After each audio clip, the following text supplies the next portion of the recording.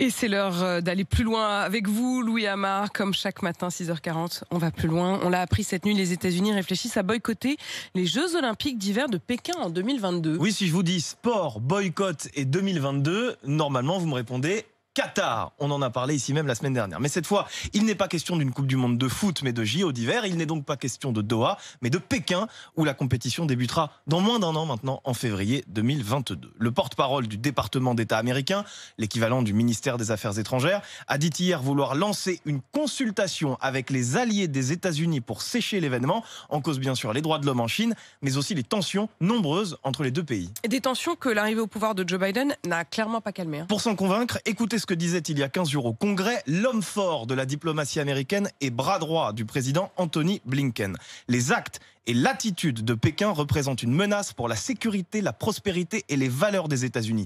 Mieux, selon lui, la compétition entre les deux puissances est le plus grand défi géopolitique du 21e siècle. Et en effet, les sujets de discorde sont légion, accusations d'espionnage réciproque, conquête spatiale, gestion de l'épidémie, statut de Hong Kong et de Taïwan, répression des opposants et des minorités. Et puis il y a aussi l'économie. Les États-Unis accusent la Chine de pratiques commerciales déloyales et prennent régulièrement des sanctions. On dit que la politique est la continuation de la guerre par d'autres moyens. Et bien là, le boycott serait la continuation de ce duel par un autre moyen. Et les États-Unis ont déjà renoncé à participer à des Jeux Olympiques. Le contexte n'était pas le même évidemment, mais c'était déjà pour défier une puissance concurrente et déjà contre un État dirigé par le Parti communiste. En 1980, le président Jimmy Carter prend la décision de ne pas envoyer ses athlètes à Moscou pour les JO d'été, conséquence de l'offensive conduite par l'URSS en Afghanistan quelques mois plus tôt. Les États-Unis avaient été suivis notamment par le Japon, l'Allemagne de l'Ouest ou l'Argentine.